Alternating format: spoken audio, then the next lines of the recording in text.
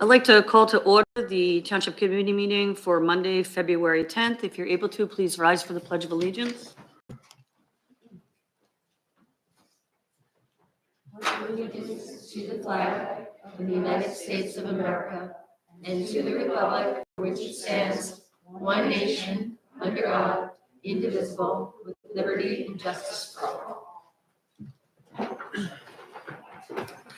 Okay, we're going to move on to the Open Public Meeting Statement. Pursuant to the Open Public Meetings Act, notice of this meeting was sent to Cranbury Press, Trenton Times, Home News Tribune on January 3rd, 2025, posted on the Township's website and sent to those who requested a copy of this notice. We'll move on to roll call. Mr. Christopher? Here. Ms. El-Badawi? Here. Dr. Rogers? Here. Mr. Scott? Here. And Mayor Kinnear? Here. Thank you. Do we have any changes or additions to our agenda this evening? No? Okay, hearing none. Would anyone like any of the individual meeting minutes pulled out or a motion to approve all at once? I'll motion to approve all three meetings, the budget meeting, regular meeting, and closed session meeting minutes. Second that? Okay, we're going to move on to roll call for that. Mr. Christopher? Yes. Mrs. El-Badawi? Yes. Dr. Rogers? Yes. Mr. Scott? Yes. And Mayor Kinnear?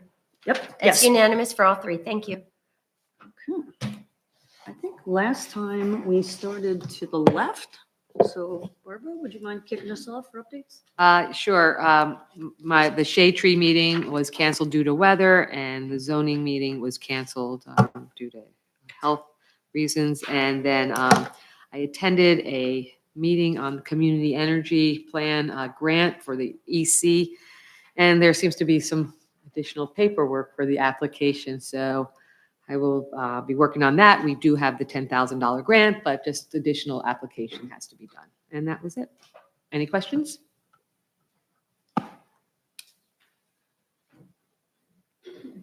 Okay to go? I attended the DRC meeting February 6th, where we reviewed a concept for the location of the By Right liquor store property. They're planning a possible subdivision in the future. This was their second concept review, and they're proposing that a portion of the site comprised of 3 businesses, a Quick Check, a By Right, and some unnamed business yet. And they spoke about potential variances, and I noted that they should become acquainted with the tree removal ordinance because I think it's new for a lot of people yet. The planning board also met February 6th, where we passed 3 resolutions, one for the dust collectors on site and 2 for fences on the same property, but 2 different lots. Same business, but 2 different properties, yeah. And we also discussed potential updates to our planning board checklist, which would require the attention of a zoning committee. I attended on January 30th the swearing in of our new police chief. And on the 31st, I attended the retirement breakfast for our outgoing chief. And I attended a discussion about affordable housing. There was a couple of different organizations that sponsored this, TOD, Obligations and Opportunities. And the event was hosted by the NJTOD, Downtown New Jersey, and NJ Transit, so transit-friendly planning. And they discussed obligations, successes and challenges to different communities and satisfying those obligations. And I attended a social event here in town, the Lunar New Year celebration of the Cranbury Public Library. Thank you. Any questions?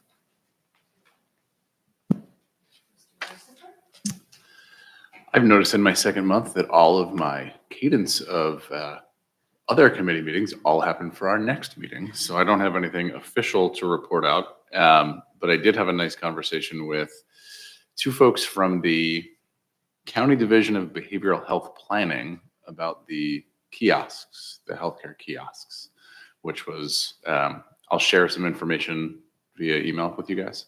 And it was interesting and it sounds like a great idea. It's a vending machine that contains fentanyl.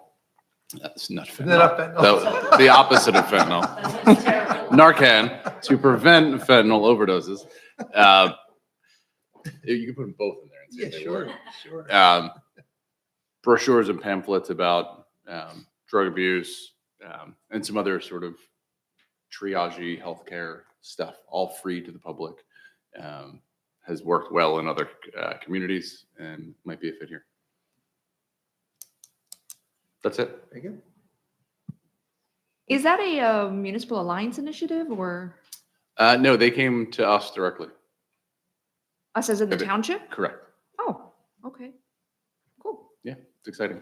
Yeah, they sent an email that they were free and they were experimenting with them in New Brunswick. Where were they experimenting with them? New Brunswick, Woodbridge. New Brunswick, A couple other Woodbridge. places as well. They're free to be placed and they thought it would be a great idea. So I kicked it to Rob because Yeah. of the municipal alliance as well. But they're not very attractive. Yeah, I So wouldn't. that's the one caution I when you wouldn't see suggest them. we stick them on Main Street. Yeah, It's it a big would. green vending machine. They're- I'll send the. It's pictures. Middlesex County green. So Yes, it's that's screaming right. Middlesex Yes, County. it is but very. It's very brand forward. Yeah, yeah, but they're not very attractive. So that's the only observation I made. So you'll form your opinion when you see them. So you'll have more information on that. Yeah, I'll send you the emails. I always think of maintenance. Free, covered completely by. I know, Yeah. but it's the, it's who maintains the stuff that's inside of it, and how do they know when it's empty, and et cetera, et cetera. We got it. I'll send you that way. Matt Yeah, looks sorry. confused. I'm just envisioning a Narcan dispensing machine on Main Street, which, yeah, I don't, yeah. But you'll present more findings. We'll discuss further. My liaison committee did not meet, so I don't have much to update to the TC. Actually, I have nothing to update. So, This is going smoothly. All right. Mm-hmm. I just checked the weather before I got here. Looks like we're gearing up for another storm. Latest predictions are 1 to 3 inches in our area Tuesday evening going into Wednesday. But I would like to thank our chief for these timely Nixle updates. They really seem to be appreciated by the community. And then DPW team keeping our streets clean. The Lunar New Year celebration, the library actually specifically thanked DPW that was out there at 5:30 in the morning cleaning the parking lot because they were freaking out that they weren't going to be able to have their event. They wouldn't have been able to because it would have been a mess. So it was really nice that they got there so early and gave them some peace of mind to do that.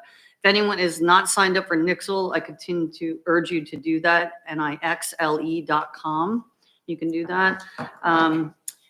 Many of us were in attendance at the library for that celebration. And I think both Rob and I, if your nose could gain weight, I gained about 100 pounds there. The food was outstanding, the dancing, the music. It was just a really nice celebration. And just to add to the affordable housing that Amon and I both attended, it was very focused around transit-rich neighborhoods, of which, we are not. Like I self-described us as like a transit desert because we don't have a train line, we don't have an active bus line. So we got some good networking on how, as we navigate phase 4 planning, that maybe we could utilize some reactivation of a bus line or other opportunities that you could pursue to encourage transit, which would help people get to and from work up the 130 corridor. And there's a lot of warehousing between 130 as you go east to the turnpike up, and not just Cranbury, but a lot of other ones. So it was interesting to just have that discussion, but the projects ranged from small to large, but again, transit-rich neighborhoods was the focus of it, so. And the only other thing, Dr. Rogers tipped me off on something about Mylar balloons and the absolute havoc that they wreak on power lines, which I had no idea. I'm sorry, on what? Mylar balloons, like happy birthday balloons or. Oh, Mylar. Yeah, Mylar balloons, and that they literally are causing like power outages. It was a cool report from this place in, I think it was Akron, Ohio.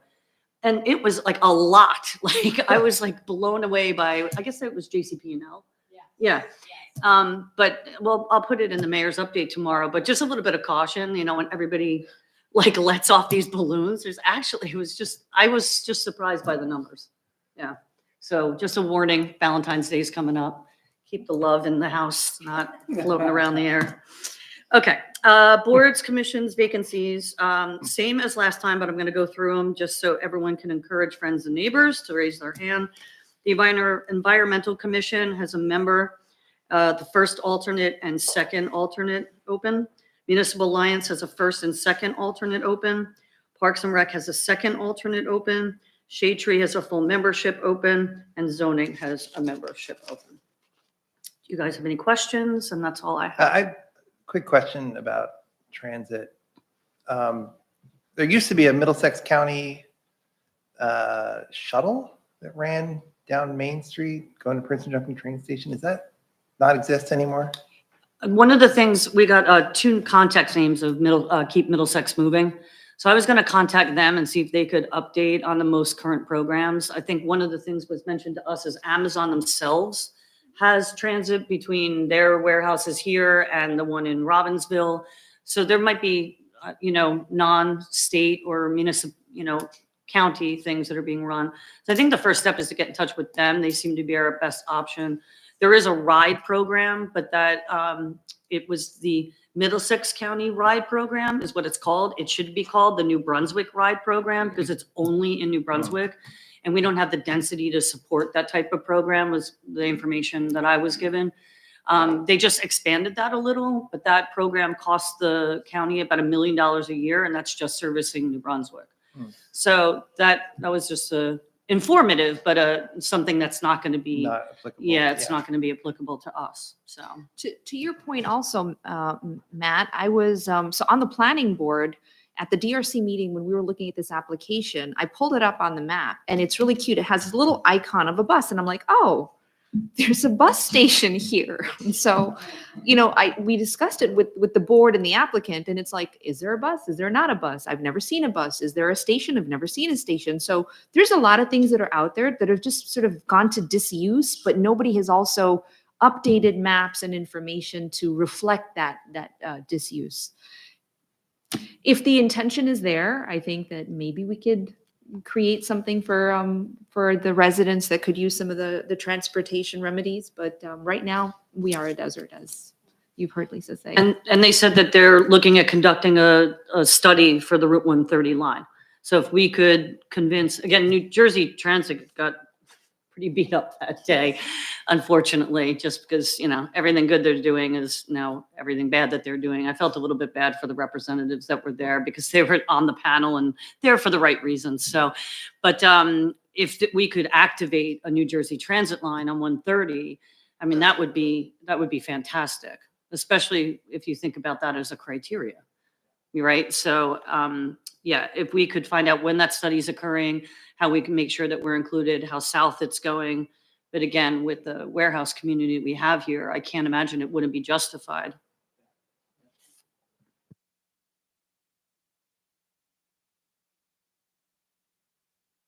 Anything else? Okay. Any subcommittees? I think we're going to ask our chief of police to come up and fill us in on this month's report.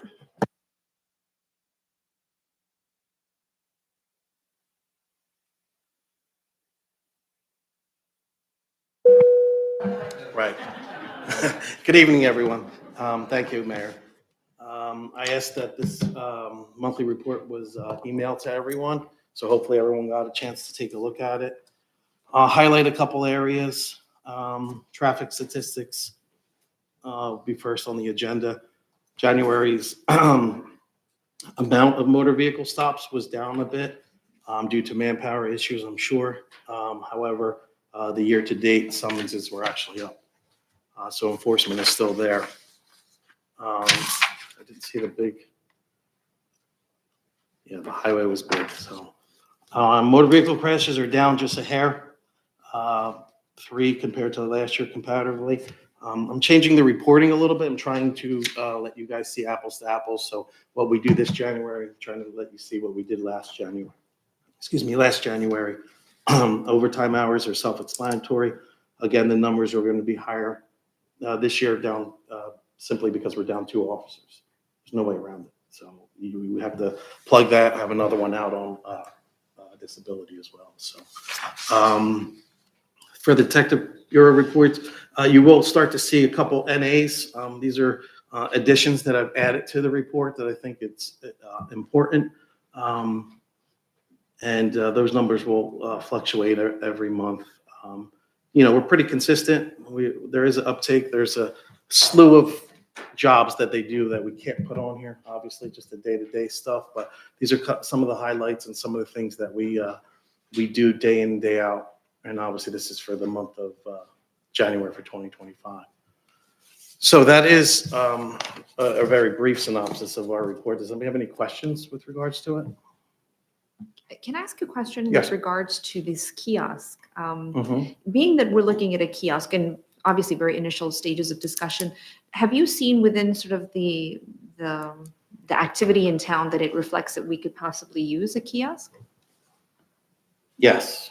So we have reports where we've done successful Narcan deployments, not in town. Not that I'm again, it's wherever the committee decides they want to put it, but the majority of it happens on the highway or the outskirts to where the warehouses are. And again, I think I said at the last meeting, each officer, if you see a Cranbury police car on the road, whether it's unmarked or a marked unit, has 2 Narcans at all times. Even if there's a deployment, there's a reserve that they automatically grab, go, and then we replenish it as we see. So it's state law. We carry it all the time, attest to that. And they have expiration dates. You're allowed to go 1 year past that expiration date. It's state funded. We used to pay for it when it first came out. They're very expensive then. Now they can't give them away fast enough. So that would be part and parcel to the kiosk. But honestly, yeah, there's plenty of spots on 130. I don't know how the businesses would feel about it. I don't know the accessibility, put it right off the highway. People are going to jam on their brakes and run to a kiosk. I don't know how right, exactly. I don't know what that looks like, but our deployments, we pretty much track. Obviously, we have to report it. There's a portal that we're required anytime we administer Narcan. And there are some in town, but very, very sporadic. The majority, I would say, is warehouse district and highway. Thank you. You're welcome. Would that could be put near near the police station? We have them. Yeah. Right. I mean, I think that would be a waste that's of true. resources That's true. personally. Okay. I was thinking potentially the first aid squad, Oh, that's really great. close to 130 That's interesting. at a public-ish place, close enough to town. Do Interesting. you have any data on how many times officers have used it over the year? I don't have it with me, but yeah, we track everything. How many times we deploy it, you mean? Yeah. Yeah, sure. We have to literally go into the state computer and tag it, how many times we used it. And knock on wood, I don't want to jinx anything now, but we've been successful every time we've used it. Is it nasal or injection? Just nasal. Nasal. Yeah. They made it very easy so a cop can use it. Yeah.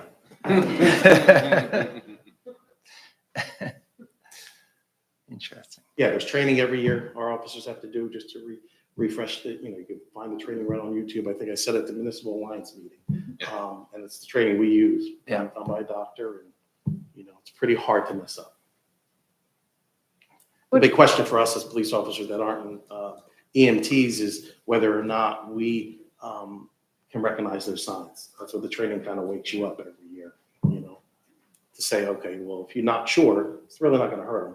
It's a trip to the hospital. There's no downside to get Right. that. Yeah. Exactly. I'm just curious, lab runs, where do they go to? Where's the labs? Newark. State toxicology is in Newark for any drug testing, any kind of heavy testing. There's a lab for blood in Hamilton, which is pretty close. And then if it's a criminal case, we go to Pennsylvania. There's only one lab that's Yeah, because it it's about a says 3-hour ride. Lab run evidence and property management. Yep. So That's you what- could be that's- either one of those places. It could be any Newark, 3 of them. Pennsylvania. Yep. They don't happen often, obviously. You can see No. that based off of those numbers. But there But there seemed was to a be lot of more stuff this that time. wasn't reported that's going to start getting reported now to you guys. Oh, thank you. You're welcome. Chief, just to refresh my memory, why, I know you referenced it, but why are overtime hours doubled? You got one on disability. We have one out on light duty now with disability, okay? And then we're down, we lost an officer that left from another department, and then we're down Chief Owens as well. Okay. So anytime you're down 3 police officers, you have to plug it somehow. That's how Gotcha. we're plugging it. Gotcha. I know my commitment, keep overtime down. Yeah. Any other questions as far as the report goes? Oh, thank you. I do have a brief statement before I go. In full transparency, there are certain things that I'm going to be allowed to address with this committee in a public forum, not in closed session, and certain things I can't. I am going to go to, we had briefly into a statement. And the statement is we had a residential burglary over the weekend. It was a daytime burglary. It was on Petty Road in the area of Plainsboro Road. Our detectives are feverishly working at it. I am going to go to the papers tomorrow. I say papers, like I'm dating myself. There's no more Yeah. papers. I am going to go to social media NJ.com, tomorrow. And I just thought that, doing my due diligence and as far as transparency, that the committee deserves to hear it from me first. If I can do that, there might be times I can't do it, but, it just delayed it a half a day today. The request came in. I did approve of the request. I will put it out tomorrow morning, but I wanted to let you guys know the briefness that I can do it. We know what was targeted. We know what was taken. We're waiting for a tally. It's the kind of stuff I can't say yet because I don't want the public to know in case, we find stuff. Obviously, it's common sense. The difference between a burglary and the question was asked, or whether residents home. If the residents were home, it'd be a robbery, right? Regardless if there's a weapon, it doesn't matter. So they were not home. They came home, found the residence ransacked and missing some stuff. So we're working at it. We're going to continue to work at it. Unfortunately, it happens everywhere. Happens a lot less here than normal, but nonetheless, I would ask that, I know this meeting is being recorded, and I'll put out the nixles and I will wake everybody up. But if you have an alarm system, push the button. If you have a window with a lock, put the lock. And if you have cameras and they happen to go off, then look at the camera. Right, my phone's over there. I have 5 Ring cameras in my house, and anytime I hear a ding, I look. Anytime, it doesn't matter whether I'm home or not. And not that I'm smarter or but you have it for a reason. Otherwise, then don't have it. Then okay, it's a potluck. So those systems are never going to stop anybody from coming into your home. But what they're going to do is not let you be surprised in case someone's in your home, and that's all we really want. That was yesterday? Saturday it was. Saturday afternoon, around. I apologize. I have it right in front of me. Between 1:30 p.m. and 2:30 p.m. By the time the residents came home, it was already too late by that time. A couple hours later. So again, I really don't want to take any questions. Not that I don't want to answer them, it's just I don't want to say something that could be detrimental to the case, because we do have some leads and we are moving forward with it. But you never know.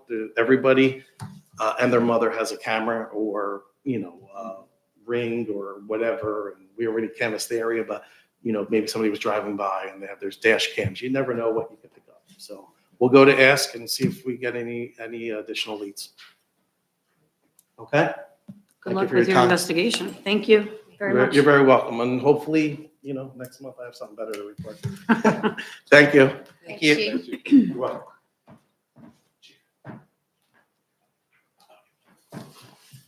The right one. Okay, at this time, I'd like to invite Mark Burkowski up. Good evening, Mark. Got the right one? You did? There you go.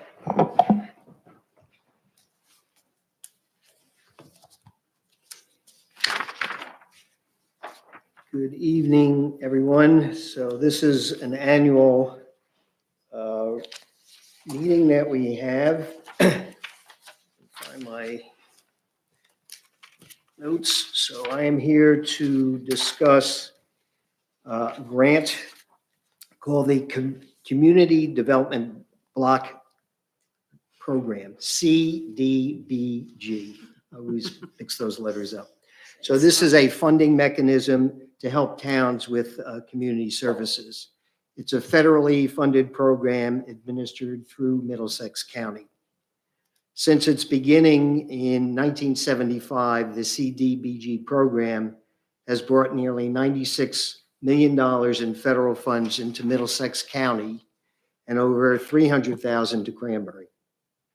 CHA has been using the money for development and maintenance of affordable housing in Cranbury. And each year we must reapply for the funds, and part of the process is a public hearing, which is next on the agenda. So if you'd like, we can go to that portion of the public hearing. So I think Debbie has to set it up so we do things properly, because there's a lot of paperwork, it's a federal program, a lot of paperwork. Debbie has minutes to send in, and so you have to do things right.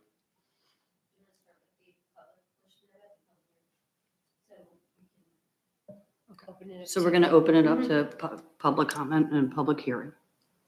Okay, so I'll start with what the scope of the eligible activities, and really we'll just review some of the past activities we've had. In the last several years, the projects are mostly maintenance of our affordable housing projects as they start to age. So we start over 35 years ago with our oldest, up to 15 for our newest. Scope of the projects, as I said, include HVAC equipment replacements, water heater replacements, and roof replacements. And all of those from the water heater, which is like a 10-year lifespan, to HVAC equipment, which is about 15 to 20, and roofs are 20 to 25.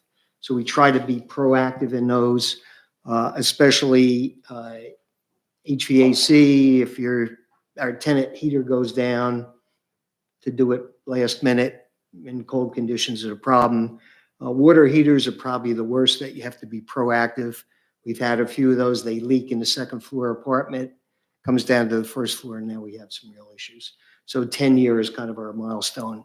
And personally, if you don't do it at home, check the age of your water heater. Seriously, because when it happens, it's usually not a little leak. So this year, most of the projects, because of the size, we'll do them in phases. So the one we just completed, or will be completing this year, will be HVAC improvements at Parkside.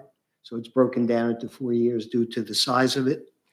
This year, maybe because we've done well on our paperwork, I don't know, we got an extra $1,000 this year. So we anticipate $30,680. I say a little tongue in cheek, but after going to some of the county meetings, we really do well compared to some other municipalities.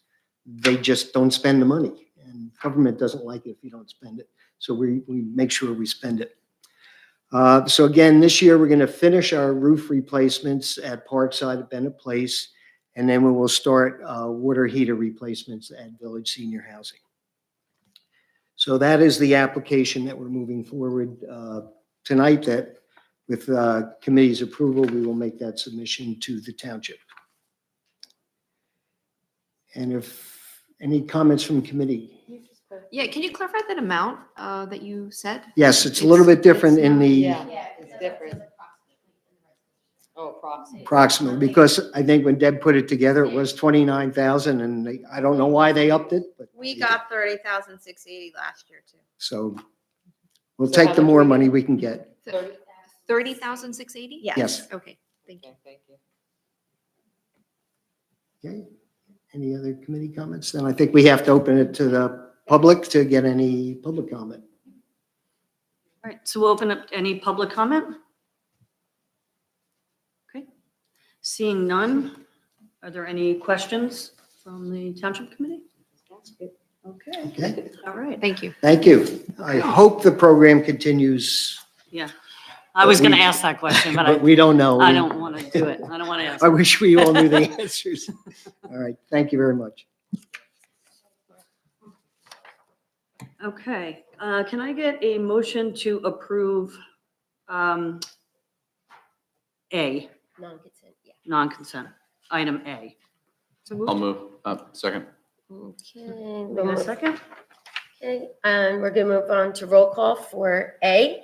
That is Mr. Christopher, Yes. Mrs. El Badawi, Yes. Dr. Rogers, Mr. Scott, Yes. Mayor Kinnear. Yes. Okay, that one is unanimous.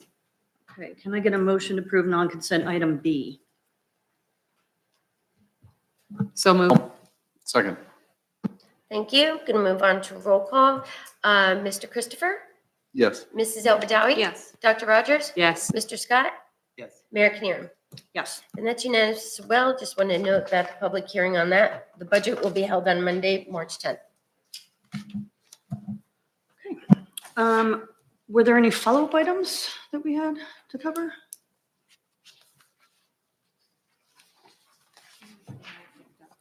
I jumped the gun on board and That's commission okay. vacancies. It's okay. Is You're it- doing so good. I'm gonna, if I can get a hall pass not to repeat them. Perfect. They will be published tomorrow in the mayor's update. I'm gonna beat that horse. Okay, and tonight we have a first reading. So we have on ordinance on first reading, which is Cranbury Township Ordinance Number 02-25-03, amending an ordinance fixing the salaries, wages, and benefits for various officials and employees of the Township of Cranbury, providing for the manner of payment thereof, and ratifying salaries and payments to employees and officials previously paid. This would be a motion for introduction, and the second reading is February 24th, 2025. We can have a motion to introduce. I'll move. Thank you. In a second. Second. And we're going to move on to roll call. Mr. Christopher, Yes. Mrs. Elbadawi, Yes. Dr. Rogers, Yes. Mr. Scott, Yes. Mayor Knierim. Yes. Thank you. It's unanimous. Okay, we have no second readings tonight, so we'll move on to consent resolutions A through F. Would anyone like to move A through F or like one pulled out? Go ahead. I'll move consent resolution A to F. Second. Thank you. We're going to move on to roll call for those items. Mr. Christopher, Yes. Mrs. Elbadawi, Yes. Dr. Rogers, Yes. Mr. Scott, Yes. Mayor Knierim. Yes. Again, unanimous. Thank you. Okay, now is our time where we open it up to public comment. This is our time to listen to any resident that would like to come up and share your thoughts with us. Mark?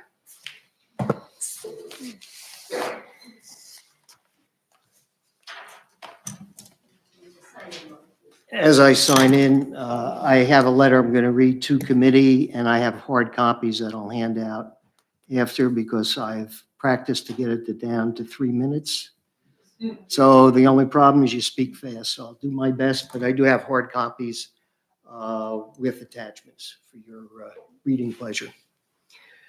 This is regarding the Round 4 affordable housing obligations. So on March 20th, 2024, Governor Murphy signed Public Law 2024 C2 into law, establishing a new framework for determining and enforcing municipalities' affordable housing obligations under the New Jersey Supreme Court's Mount Laurel Doctrine. This bill abolished the long-defunct Council on Affordable Housing, which was previously tasked with the administration of affordable housing.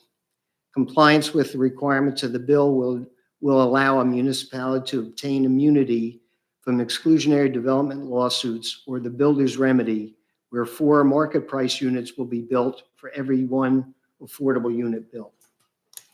Law requires Department of Community Affairs perform a calculation of regional need and municipal present and prospective obligations in accordance with the formulas established in the law. There are strict timelines for a town to meet to avoid challenges to the program. The town must adopt a resolution establishing the 4th round fair share obligations no later than January 31st. This was done by the Township Committee on January 27th. The municipality must adopt the Fair Housing Element Fair Share Plan no later than June 30th and draft zoning ordinances. By March 15th, 2026, an ordinance must be adopted implementing the plan. As stated in the DCA report, Cranbury's current need is 0, which means our prior obligations to provide affordable housing have been satisfied. Our prospective need for the 10-year period starting in 2025 is 314 new households. There is, however, a maximum cap of 20% of our existing households, which reduces our required number to 265. There are bonus credits of which we can take advantage. To name a few, housing for special needs individuals, such as the Eden Autism Group Home, which provides 1 bonus credit for each bedroom. 100% affordable developments that receive the municipal contribution, such as prior CHA projects, which provides 1 bonus credit, and convert a market price unit to an affordable unit, provides 1 bonus credit. There are, however, 2 caveats to the use of the bonus credits. Bonus credits can be a maximum of 25% of the total need, and the same unit cannot be used for more than 1 bonus option.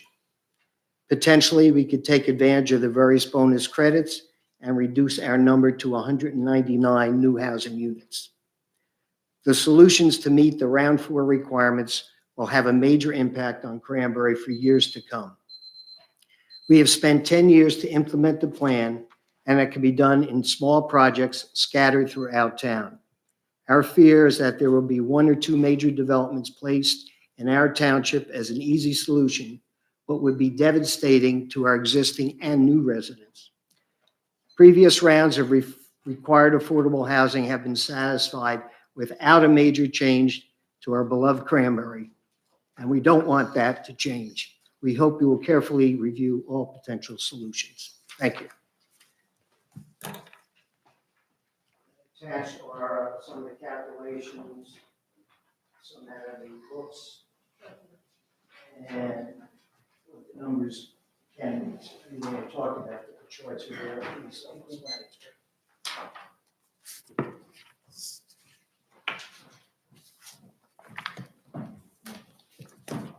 Thank you.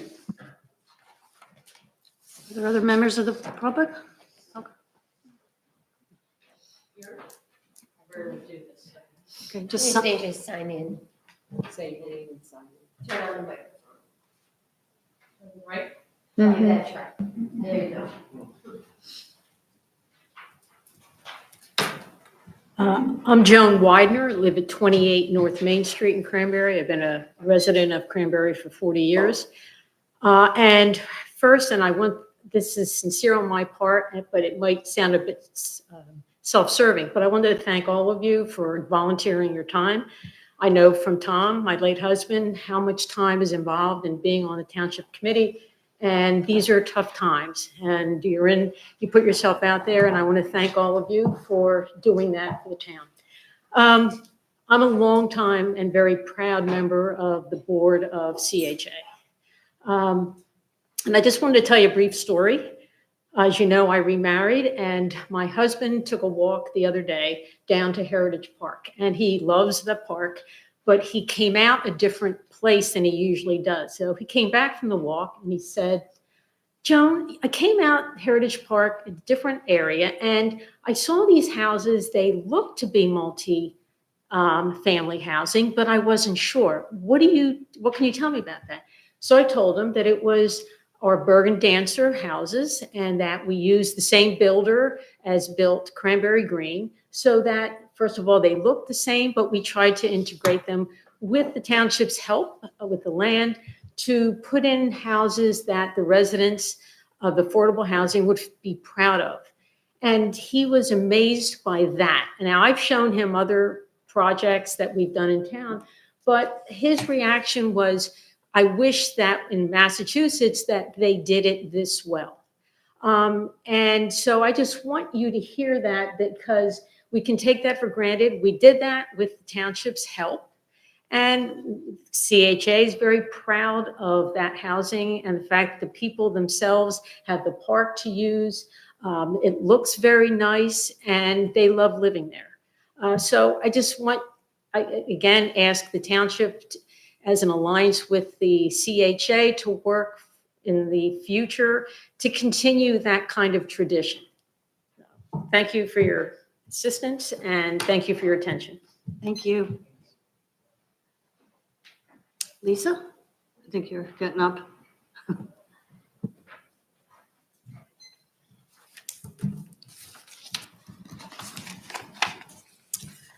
Lisa Rue, 18 Adams Drive. I'm also a CHA member. So you heard Mark present the general requirements of the state mandated round 4 affordable housing requirements. Without proper planning at this early stage, irreparable damage can be done to Cranbury and affect all of our residents in years to come.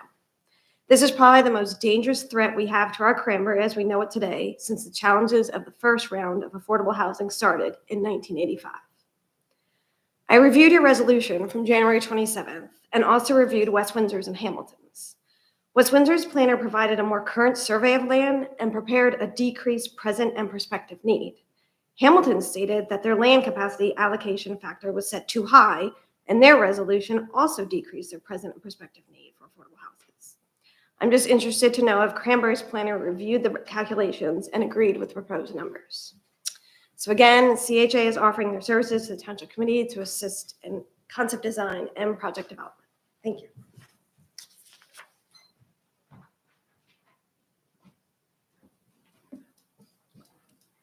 Any other members of the public?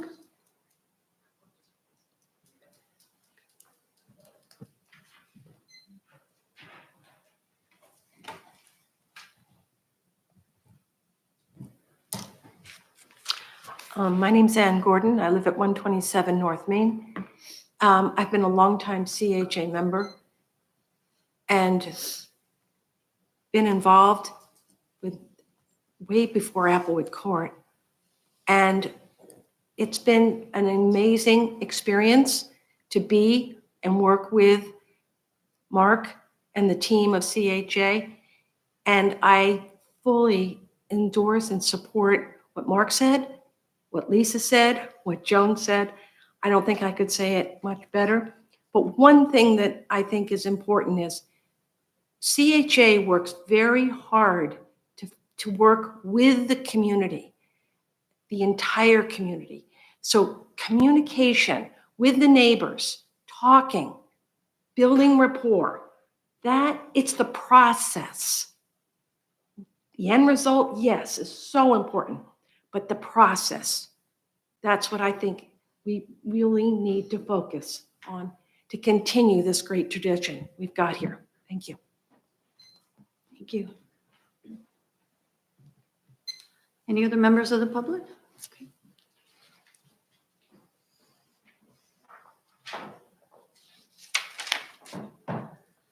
Linda Schilling, 40 Station Road, longtime community member. And I just want to say that I really have seen the work that CHA does and supports them.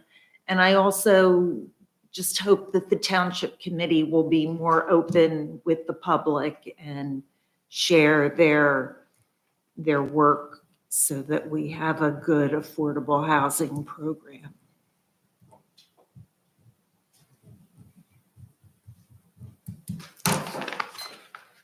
Thank you.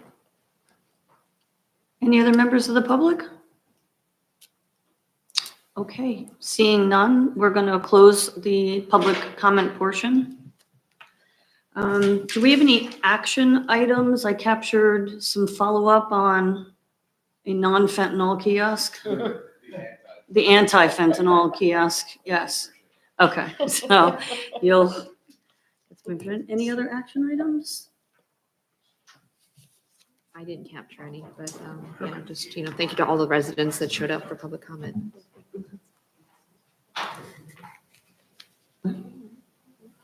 Okay.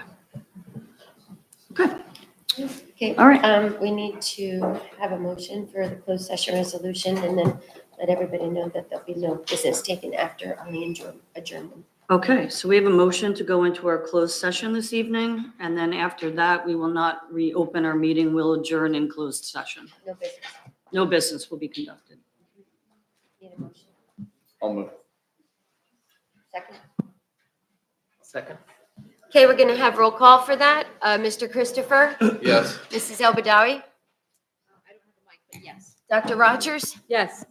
I'll shut it off when we get to Mr. Scott. Yes. Mayor Kinnear. Yes. Unanimous. Thank you. I'm going to